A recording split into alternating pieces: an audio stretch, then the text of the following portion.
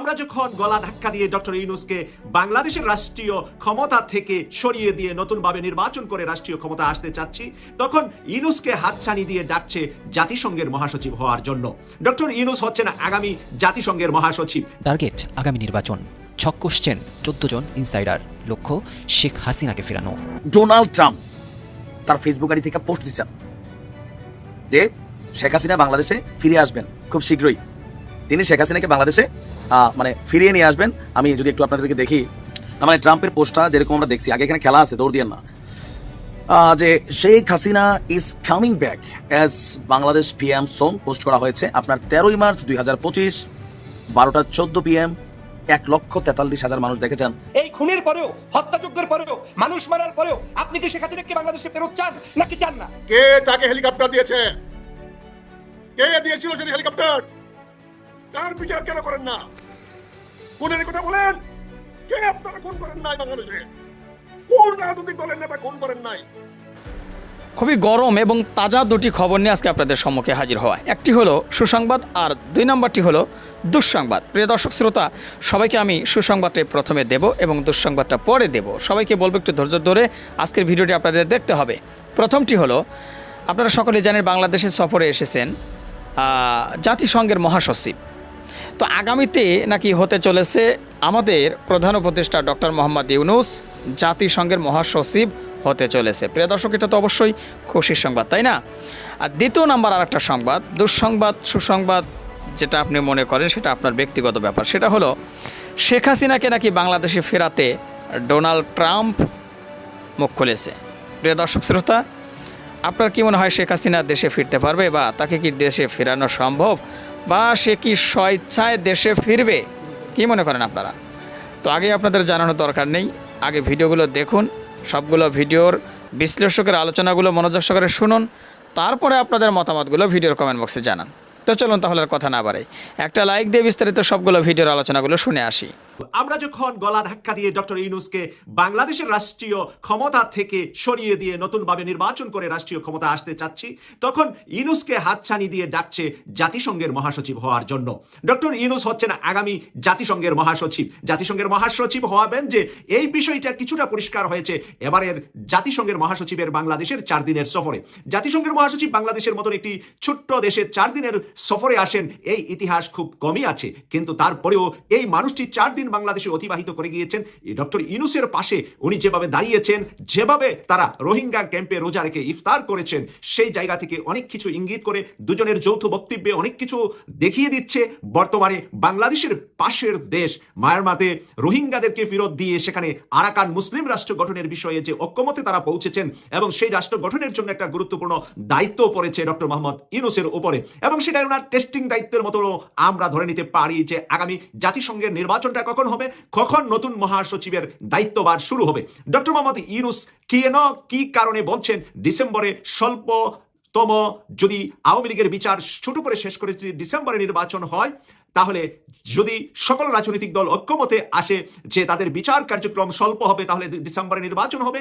আর যদি সকল বিচার কার্যক্রম শেষ করতে হয়, তাহলে আগামী বছর জুন মাসে নির্বাচন হবে। তাহলে জুন মাসে নির্বাচনের মাধ্যমে জুলাই অথবা অগাস্টের ভিতরে উনি পরিষ্কার হয়ে যাবেন বাংলাদেশ থেকে ওনার দায়িত্ব ছেড়ে দিয়ে, নতুন সরকারের কাছে ক্ষমতা ছেড়ে দিয়ে। কেন উনি 26-এর জুন মাস পর্যন্ত ম্যাক্সিমাম টার্গেট দিয়েছেন? উনি বাংলাদেশকে চালাবেন 26-এর জুন মাস পর্যন্ত। এরপরে বাংলাদেশের মানুষ ওনার পায়ে ধরে বসে থাকলেও উনি বাংলাদেশের আর কোনো প্রধান উপদেষ্টা বা প্রধানমন্ত্রী অথবা রাষ্ট্রপতি কোনো দায়িত্বই উনি পালন করবেন না। কারণ 26 সালে শুরু হবে জাতিসংঘের নতুন মহাসচিবের নির্বাচন, আর 27 সালের শুরুতে প্রথম দিন থেকে 2027 সালের জাতিসংঘের নতুন মহাসচিবের দায়িত্ব পালনের কার্য দিবস শুরু। তাই প্রিয় দর্শক, সময় আছে 2 বছরের চাইতেও আরো প্রায় 2.5 মাস কম। আমরা ডক্টর মোহাম্মদ ইউনূসকে সর্বোচ্চ আর 21.5 মাস ফ্রি দেখতে পাবো, তারপরে উনি জাতিসংঘের মহাসচিবের দায়িত্ব পালন করবেন। সেই নিউজটা আজকে আভ্যন্তরীণ হলেও কেটিভি 24 এর পক্ষ থেকে আমি দীপ্ততার সাথে সত্য কোনো ইনফরমেশনের মাধ্যমে আপনাদের সাথে শেয়ার করছি যে আগামী 26 সালে জাতিসংঘের মহাসচিবের বাছাই পর্ব এবং নির্বাচন পর্ব সম্পূর্ণ হবে, এবং 27 সালের প্রথম দিন থেকে জাতিসংঘের নতুন মহাসচিবের দায়িত্ব পালন শুরু হবে। আর নতুন মহাসচিবটা এই বিশ্বের বুকে সবচাইতে বেশি সম্মানিত ব্যক্তির তালিকায় বর্তমান সময়ে যদি পৃথিবীতে আর কোনো ব্যক্তি এত সুনামের সাথে যেতে পেরেছেন কিনা সেটারও নজির খুব কম আছে, যাকে প্রায় বিশ্বের 200টা বিশ্ববিদ্যালয় থেকে ডক্টরেট সম্মানজনক ডিগ্রি দিয়েছেন। বিশ্বের 200টা শিক্ষা প্রতিষ্ঠান, এর মাঝে ভারতের প্রায় 8-10টা বিশ্ববিদ্যালয় থেকে উনাকে কিন্তু ইতিমধ্যে ডক্টরেট ডিগ্রি দেওয়া হয়েছে। আমেরিকার ম্যাক্সিমাম, ইউকের ম্যাক্সিমাম এবং পশ্চিমা বিশ্বের বিভিন্ন দেশের ম্যাক্সিমাম এবং সাউথ আমেরিকা সহ আগামী কয়েকদিনের ভিতরে উনি চায়না যাচ্ছেন। চায়নাতে ওনাকে একটি বিশ্ববিদ্যালয় ডক্টরেট ডিগ্রিও প্রদান করবেন। প্রিয় দর্শক, সেই ডক্টর মোহাম্মদ ইউনূস বাংলাদেশের নিয়ামত হিসাবে আমি বলবো, যতদিন রাষ্ট্রীয় ক্ষমতা আছে বাংলাদেশকে এমন একটি দেশ বানিয়ে দিয়ে যেতে চান উনি মহাসচিব হওয়ার পরে, যাতে করে বাংলাদেশে মহাসচিব হয়ে ফেরত আসবেন এবং উনি বাংলাদেশকে যাতে করে বুকে এমন জায়গায় লালন করতে পারেন যে উন্নত বিশ্বের দেশগুলোতে যাতে বুঝাতে পারেন যে বাংলাদেশ এখন আর সেই সৌর শাসনের দেশ নয়, এখন গণতান্ত্রিক দেশ, গণতন্ত্র মানুষের দেশ। মানুষ 24 সালে মুক্ত করেছে সৌরাচার থেকে, আর বাংলাদেশে কোনোদিন সৌরাচার জন্ম নিবে না। সেই বিষয়টাকে উনি খুব বেশি গুরুত্ব দিচ্ছেন, কারণ হলো উনার সর্বশেষ বাংলাদেশের এটাই দায়িত্ব পালন।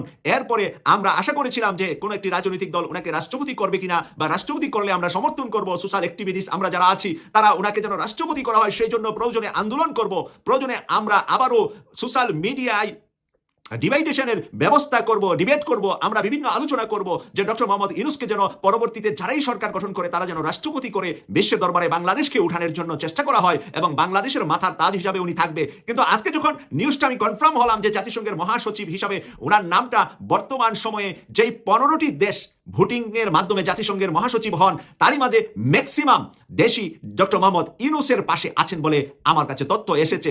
আমি লাস্ট যিনি এখন মহাসচিব আছেন পর্তুগালের সাবেক প্রধানমন্ত্রী, উনাকে 15টি দেশের মধ্যে 13টি দেশই ভোট দিয়েছিলেন মহাসচিব হতে, আর ডক্টর মোহাম্মদ ইউনূসকে 15টি দেশের মধ্যে হয়তোবা 15টি দেশই ভোট দিবেন মহাসচিব হতে। এত বেশি উনার প্রতি সারা বিশ্বের যে একটা আশার। ডোনাল্ড ট্রাম্প তার ফেসবুক আইডি থেকে পোস্ট দিচ্ছেন যে শেখ হাসিনা বাংলাদেশে ফিরে আসবেন খুব শীঘ্রই। তিনি শেখ হাসিনাকে বাংলাদেশে মানে ফিরিয়ে নিয়ে আসবেন। আমি যদি একটু আপনাদেরকে দেখি, মানে ট্রাম্পের পোস্টটা যেরকম আমরা দেখছি, আগে এখানে খেলা আছে, দৌড় দিয়েন না, যে Sheikh Hasina is coming back as Bangladesh PM soon post করা হয়েছে আপনার 13ই মার্চ 2025 12টা 14 PM। 1,43,000 মানুষ দেখেছেন। এটা হচ্ছে এক্সে মানে টুইটারে ডোনাল্ড জে ট্রাম্প, একটা আমেরিকার পতাকা, তারপর আপ লেখা, ব্লু ভেরিফাইড করে একটা আইডি থেকে। সাথে সাথে আওয়ামী লীগের নেতাকর্মীরা উজ্জীবিত হয়ে গেছে স্বাভাবিকভাবে। আবার আমাদের গণমাধ্যমে লিখছেন শেখ হাসিনার দেশে ফিরে আসা নিয়ে ট্রাম্পের পোস্ট জানা গেল। আমরাও এই ক্যাপশনে দিছি, আপনিও আগ্রহী, কেউ টেনশনে দেখতেছেন, কেউ খুশিতে দেখতেছেন। আসলে বিষয়টা কি দেখেন, মানে বাংলাদেশের মানুষ আমরা বড় ব্লুটুথ। ডোনাল্ড ট্রাম্প এই মুহূর্তে শেখ হাসিনার ইস্যুতে কোনো রকম ভূমিকা যাবেন না, এটা মাথায় রাখেন। তাহলে যে পোস্ট দিচ্ছেন যে ভাই গুজব ফেক আইডির খেলা, মানে কেউ না কেউ US থেকে আপনার ডোনাল্ড ট্রাম্পের নামে অথবা পৃথিবীর যে কোনো প্রান্ত থেকে, এখন আমিও তো একটা যে কোনো আইডি দিয়ে নাম লিখতে পারি। আবার ব্লু ভেরিফাইড আগে ছিল একরকম, আর এখন আপনার এই যে ফেসবুক ওয়ালারা টাকার জন্য মাসে $10-15 আপনি দিলে আপনার নর্মাল আইডিও সব ঠিকঠাক থাকলে আপনি ব্লু ভেরিফাইড করতে পারেন। কারণ অনেকের আইডির পাশে আমরা দেখি এটা নীল চিহ্ন, টিক চিহ্ন। তো এইটা আগে ছিল অথেন্টিক, খুবই গুরুত্বপূর্ণ ব্যক্তিরা পাইতো, এটা পাইতে কষ্ট হইতো, কিন্তু এখন আপনার টাকা দিবেন, আপনি ব্লু ভেরিফাইড। এই সুযোগটাকে বেসিক্যালি কেউ না কেউ কাজে লাগাইছে। আর পেজটার নাম হচ্ছে ডোনাল্ড জে ডট ট্রাম্প, আমেরিকার ফ্ল্যাগ, তারপর হচ্ছে আপডেট। ডোনাল্ড ট্রাম্পের টুইটার অ্যাকাউন্ট কিন্তু এটা না।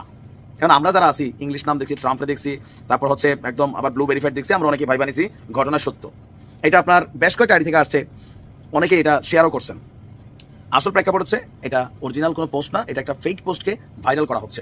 আবার সাইমা ওয়াজেদ পুতুলের টাইম নাই যে বসে বসে এই ধরনের পোস্ট দেওয়ার, কিন্তু আমরা কেউ না কেউ পুতুলের দায়িত্বটা নিয়ে আনিছি, ট্রাম্পেরটাও নিছি, মাঝে মাঝে শেখ হাসিনারটাও নেই, তারপর অনেকের দায়িত্ব আমরা নিয়ে ফেসবুকে নিজস্ব আইডি বানাই, আমার দায়িত্ব আবার কেউ নিছেন, মাঝে মাঝে দেখি ফেক আইডি।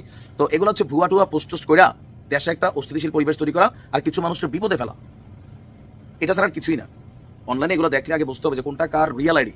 যেন আমরা যখন এই ভিডিও বানাই এগুলোরও কাটপিস করে নিয়ে অনেকে ছেড়া দেয়, কিন্তু ওই আইডিটা তো আমার না, ভিডিওর এক অংশ রাখছে আর এক অংশ কাটা দিছে দিয়ে, কিন্তু এরকম আমাদের ভিডিওগুলো ভাইরাল করা টিকটকে এগুলো হয় ওই লাইনে বেশি।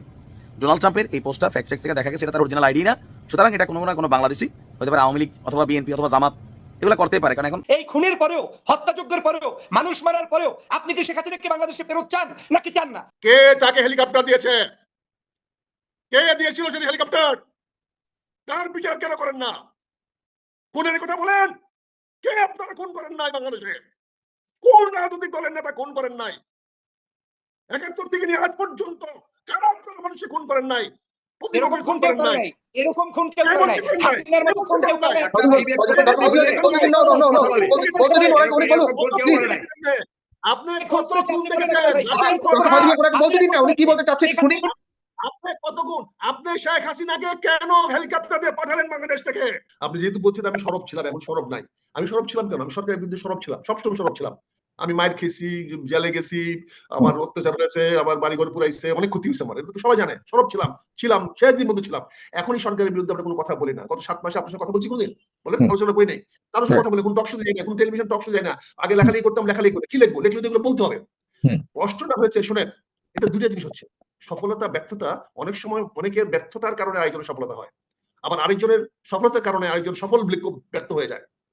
আজকে যে বিষয়গুলো চলতেছে, আজকে যদি বর্তমান সরকার সফল না হয়, যদি সফল না হয়, আল্লাহ না করুক সফল না হয়, তাহলে অন্য কেউ সফল হবে। এই সরকার যদি ব্যর্থ হয়ে যায়, তাহলে তো অন্য কেউ সফল হবে, এবং সেই সফল হওয়ার সুযোগটা কাদের?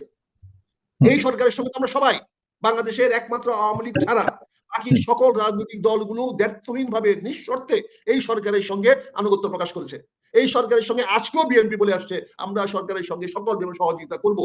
কাজে এই সরকার যদি আল্লাহ না করো কোনো কারণে ব্যর্থ হয়ে যায়, তাহলে সফলতা অটোমেটিক্যালি কার আসবে? বিএনপির আসবে অনেক পরবর্তী সরকার বিএনপি করবে। আমার প্রশ্ন উত্তরটা পাইনি। আওয়ামী লীগের রাজনৈতিক ভবিষ্যৎ কি আপনার কাছে শুনতে চাই। এই সরকারের সফলতা ধরে রাখার জন্য আপনারা যারা, আমরা যারা সরকারের পক্ষে আছি, তাদের তো সবারই চেষ্টা করতে হবে বাকি যারা একটু বিরোধিতা করুক না কেন তাদেরকে সঙ্গে নিয়ে আসা, যাতে আমরা সৌক্ষ্যমত থাকতে পারি। কিন্তু আমরা তা না করে যদি আমরা নিজেরা কিছু বললেই, আমরা যদি প্রতিক্রিয়া দেখাই, আমরা যদি একজনকে ব্যক্তিগত আক্রমণ করে বসি, একজন যদি এই করেছেন ওই করেছেন, আরে ভাই আমরা কেন কি করি না করি আমরা তো জানি, এবং আমরা কি করবো না করবো আমরা তো জানি। আমরা তো কখনোই আমরা যাই হোক ব্যক্তিগত দিচ্ছি না। কাজে আজকে এই সরকারের সফলতা হওয়ার কোনো বিকল্প নাই, আজকে আল্লাহ না করো কোনো কারণে। যেমন আমরা ডক্টর ইউনূস সাহেবকে আমরা বারবার বলছি, উনি একটা কথা বলেছেন, এই সরকার তো সফল আপাতত যতটুকু শুনেছি বিভিন্ন স্তরে বিভিন্ন ইয়েতে তারা বিভিন্ন আপনার লেয়ারে কিন্তু তারা সফলতার স্বাক্ষর দিচ্ছেন। দ্রব্যমূল্য থেকে তাদের তো আর এর চেয়ে বেশি দায়িত্ব নাই, তার চেয়েও বেশি দায়িত্ব তারা পালন করছে। কিন্তু আমি আমার প্রশ্ন ওটা ছিল, এখন বড় একটা চ্যালেঞ্জ এসছে সামনে, বড় একটা চ্যালেঞ্জ, বড় একটা প্রশ্ন। শেখ হাসিনা ইতিমধ্যে আপনি জানেন আজকে আরেকটা ভয়েস রেকর্ড ফাঁস হয়েছে, সেখানে তারা সারা দেশকে অস্থিরতা বিরাজ করবার জন্য তারা পদক্ষেপ নিচ্ছে। সরকার সফল থাকলে এগুলো কোনো বিষয় না। সরকার যদি সফল থাকে, সরকার যদি তার সফলতা ধরে রাখতে পারে, এগুলো কোনো বিষয়ই না। এগুলা বাজে প্রপাগান্ডা, এগুলা আননেসেসারি মানুষকে বিভ্রান্ত করার চেষ্টা করা হচ্ছে। এটি সরকারের সফলতাকে চ্যালেঞ্জ নিয়ে আসছে। সরকার সফল থাকলে এগুলো কোনো বিষয় না। আমি বারবার বলছি সরকার সফল থাকতে হবে। এই সরকারের সফলতার বাইরে আওয়ামী লীগকে রাজনীতি করতে দেওয়ার সুযোগ দেওয়া উচিত বর্তমানে, এবং সামনে নির্বাচনে অংশগ্রহণ করার জন্য তাদের এই বিষয় নিয়ে বিতর্ক চলছে। আমি আপনি সুযোগ কাউকে দেওয়ার না দেওয়ার কে? দেশটা কি আমার বাপ দাদার? এটা কি আমার একার? এটা কি আমি একা? দেশটা আমার? আমি কাউকে সুযোগ দেওয়ার না দেওয়ার আমি কে? বাপ নেই বা কে? কাউকে রাজনীতি করতে দেওয়া বা দেশে কিছু কাজ করতে দেওয়া না দেওয়ার আপনি কে? আমি কে? দেশটা তো আমার একার না, আমার বাপ দাদার না। এই দেশের জনগণের সবার, এই দেশে প্রতিটি মানুষের নাগরিকের অধিকার আছে। আপনি কি করে কাউকে বাধা দিবেন? বিশেষ করে বিগত সরকার আমলে যারা জুলাই আগস্টে যারা হত্যাকাণ্ডের সাথে জড়িত ছিল আওয়ামী লীগের, যারা যে আমার মুক্তিযুদ্ধের সময় তো আমাদের হত্যা করছে আমাদের স্বাধীনতা বিরোধীরা, তারা রাজনীতি করতেছে না? তারা রাজনীতি এখন আসে না? তারা তো আমাদের হত্যা করছে, বাড়িঘর জ্বালাইছে, পুরাইছে, ভাঙছে, তারা বাংলাদেশে আসে না? তারাও তো করছে, তারা আসে না? অতীত করছে না? অনেকে করতো। আজ রাজনীতি করার অধিকার, হ্যাঁ আমি তার সঙ্গে যেতে যাবো না, আমি 100বার বলতে পারি যে আমি তার সঙ্গে যাবো না, কিন্তু সে কি করবে না করবে তাকে কিছু বাধা দেওয়ার অধিকার তো আমার নাই। আমি তো সে অধিকার দিতে পারবো না, কারণ এটা আমার ব্যক্তিগত দেশ না, আমার একটা দেশ না। ভাই জনগণ 5 তারিখে সিদ্ধান্ত দিয়ে দিয়েছে। ফজল ভাই এক মিনিট, এই কথাগুলোকে আপনার রাষ্ট্র থেকে স্বাধীন হওয়ার জন্য একটু মাফ করবেন। একটা দেশ থেকে স্বাধীন হওয়ার জন্য সেই সময় যুদ্ধ করার, আমি স্বাধীন অবস্থায় থেকে আমার দেশের হানাদার বাহিনী আমাকে মারতেছে, ওইটা তো গর্হিত কাজ। সেই যারা স্বাধীনতা যুদ্ধে যারা সহযোগিতা করেছে, ঠিক আছে, এটা তো একমত, আমরা 71 সালের সেই বিরোধী আছে। সেটা হলো আরেকটা দেশ থেকে আমি আলাদা হব, এবং সেই দেশের সেনাবাহিনী আমার দেশের বিভিন্ন কিছু সংখ্যক মানে না ভাই এক মিনিট, পথভ্রষ্ট রাজনৈতিক দল হোক, নেতা হোক বা কর্মী হোক, তাদের সহযোগিতায় আমার দেশে হামলা চালানো, আর আমি স্বাধীন রাষ্ট্রে বসবাস করে আমার দেশে আমার সরকার আমার খেয়ে পড়ে আমার ট্যাক্সের টাকায় চলে আমার উপরে মরণঘাতী স্নাইপার রাইফেল দিয়ে গুলি করবে, এটাকে এক জি প্রশ্ন করেছেন, জি প্রশ্ন করেছেন। আরেকটা প্রশ্ন ডক্টর ফজলুল, জি আরেকটা প্রশ্ন নিয়ে নেন, আরেকটা প্রশ্ন নিয়ে নেন please doctor Fazlul, please doctor Fazlul কোন সম্পূর্ণ প্রশ্ন। আমি বলতেছিলাম যে 5 তারিখে জনগণ ডিসিশন করে দিয়েছে এই দেশে আওয়ামী লীগের রাজনীতি নিয়ে আলোচনাই অপ্রাসঙ্গিক। যারা খুনি, যে পালিয়ে গিয়েছে, আপনি তাকে আনার জন্য এত উদ্গ্রীব কেন? কে অধিকার দিয়েছে শেখ হাসিনা যে বাংলাদেশের কোন মন্ত্রণালয়, কোন এমপি, কোনো কিছু, কোনো তথ্য জাতির কাছে না দিয়ে নিজে পালিয়ে গিয়েছে? তার নেতাকর্মীদেরকে পর্যন্ত রাস্তায় ড্রেনের মধ্যে নিক্ষিপ্ত করে পালিয়ে গিয়েছে। তার রাজনীতি নিয়ে সাগর ভাই আপনি টক শোতে তা আসবে না এই প্রশ্ন করাই অবান্তর। আমি মনে করি জনগণ 5 তারিখ সিদ্ধান্ত দিয়েছে, আওয়ামী লীগ, শেখ পরিবার, শেখ হাসিনা, তার আত্মীয় স্বজন সবার রাজনীতি ওই দিন খবর রচিত হয়ে গিয়েছে। যারা তাদেরকে ইনিয়ে বিনিয়ে পক্ষে বলবে, ধন্যবাদ জনাব major Akhtar, please major Akhtar. তারা নিজেরা সিদ্ধান্ত নিয়ে আওয়ামী লীগ নিজেই তো তাদেরকে বিলুপ্ত ঘোষণা করছে। আপনারা আপনাদের প্রশ্ন করছেন, ব্যক্তিগত মতামত দিবেন, আপনার নেন বা না নেন এটা আপনাদের ব্যাপার, কিন্তু ওনাকে বলতে দিন প্লিজ। না না, আপনাকে যেখানে আওয়ামী লীগের দোষর করে বলতেছে, আপনি সেই আওয়ামী লীগের লোক হয়ে আপনি আমাকে এই প্রশ্ন করছেন কেন? আপনি আওয়ামী লীগের পক্ষে সেই প্রশ্ন করছেন কেন? আপনি আমাকে এই প্রশ্ন আওয়ামী লীগের লোক হয়ে আমাকে এই প্রশ্ন করছেন কেন? আপনি ওনাদেরকে প্রশ্ন করেন, ওনাদেরকে প্রশ্ন করেন, আমাকে কেন প্রশ্ন করতেছেন? এবং আপনি আওয়ামী লীগের পক্ষে প্রশ্ন করতেছেন, আমি কেন প্রশ্ন করছি? আমি কেন বলছি? আমি কে রাজনীতি করতে দেওয়ার? আপনি প্রশ্ন করছেন কেন? তাদেরকে জিজ্ঞাসা করেন, তারা দিবেন কি দিবেন না। আমাকে তারা তাদের মতামত দিয়েছে, আপনাকে জিজ্ঞাসা করছি। ওনাকে বলতে দিন, একটু বলতে দিন, পলাশ যদি আসছি আপনাকে, আপনি বলবেন এখনই।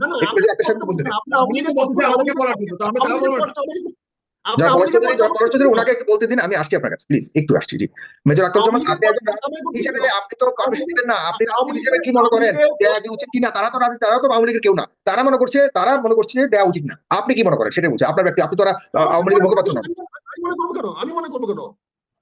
আমি তো মনে করি ডক্টর ফজলুল হকের রাজনীতি করা উচিত না। আমি মনে করি পলাশ উচিত না। তো ওরা কি আমাকে ছেড়ে দিবে? মাফ করবে আমাকে? ওরা কি আমার কথা মেনে নিবে?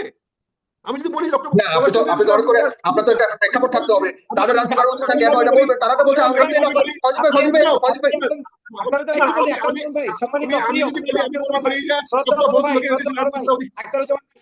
আমি আপনাকে বলছি, আপনি আমাকে আমার রাজনীতি করার অধিকারে আপনি আমাকে বলবেন কিভাবে? আমি তো আর খুন করি নাই। শেখ হাসিনা চোখের সামনে খুন করেছে, গুম করেছে। আপনি একজন রাজনৈতিক সচেতন ব্যক্তি। 24 সালের নির্বাচনেও আপনি শেখ হাসিনার প্রার্থী হিসেবে নির্বাচন করেছেন। প্রথম আলো পত্রিকার রিপোর্ট থেকে বলছি, আপনি ক্যাম্পেইন করে সেখানে আপনি জাতির কাছে ভোট চেয়েছেন খালেদা জিয়ার মুক্তি চেয়ে, এবং ডিজিটাল বাংলাদেশ, স্মার্ট বাংলাদেশ শেখ হাসিনার নেতৃত্বে গড়ে তোলার জন্য আপনি তো তখন ক্যাম্পেইন করেছেন। প্রিয় দর্শক শ্রোতা, আশা করি সবগুলো ভিডিও আপনারা দেখেছেন এবং বিস্তারিত আলোচনাগুলো শুনেছেন। তো অবশ্যই এবার আপনাদের মূল্যবান মতামত ভিডিওর কমেন্ট বক্সে জানিয়ে দিন। পারলে ভিডিওটি শেয়ার করে সবাই দেখার সুযোগ করে দিন। আর আমাদের এই channel Nasir Islamic media centre যদি আপনারা নতুন হন, প্রতিনিয়ত এ ধরনের সকল প্রকার নিত্য নতুন আপডেট খবরগুলো পেতে আমাদের এই চ্যানেলটি সাবস্ক্রাইব করে আমাদের সাথে থাকুন। আর ইতিমধ্যে যারা অলরেডি সাবস্ক্রাইব করে দিয়েছেন সবাইকে অসংখ্য ধন্যবাদ জানিয়ে ভিডিওটি এখানে শেষ করছি। সে পর্যন্ত সবাই ভালো থাকবেন, সুস্থ থাকবেন। আল্লাহ হাফেজ।